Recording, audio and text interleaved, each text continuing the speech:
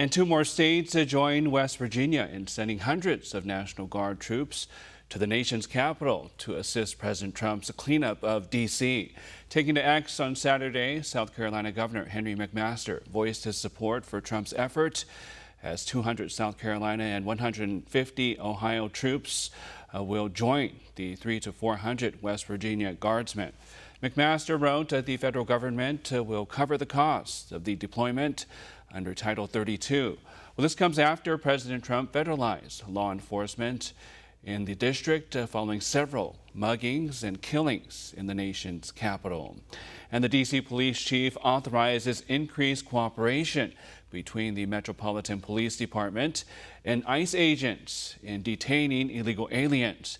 In an executive order issued on Friday, Police Chief Pamela Smith said police officers can assist immigration officials by providing transportation to ICE agents and detainees, as well as sharing information about people not in MPD custody.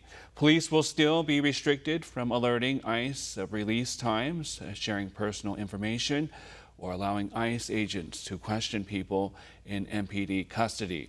Well, this comes amid President Trump's crime crackdown in the Capitol and Attorney General Pam Bondi's push to overturn the district's sanctuary city policies.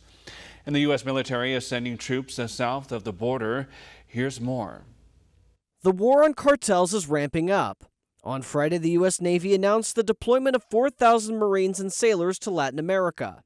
Along with the troops, the Navy is sending a nuclear-powered submarine, reconnaissance ships, destroyers, and a guided missile cruiser.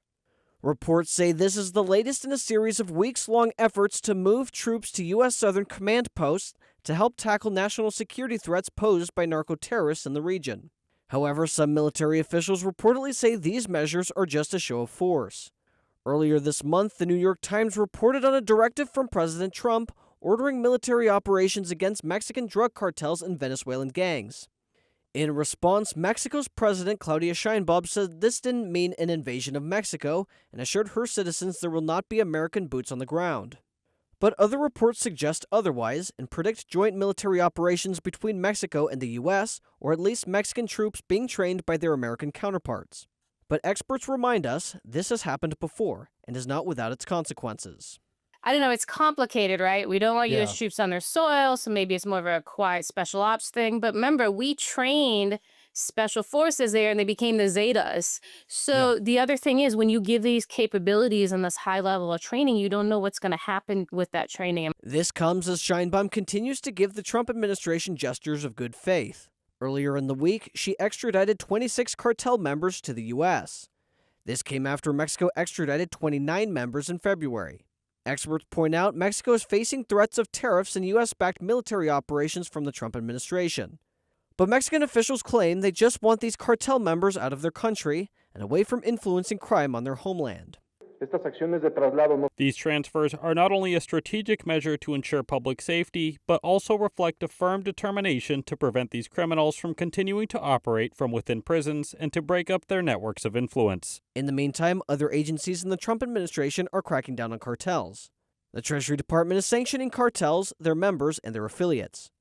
And the DOJ is prosecuting the dozens of top cartel members handed over, as well as cracking down on other people with ties to the terrorist organizations, including Venezuelan President Nicolas Maduro.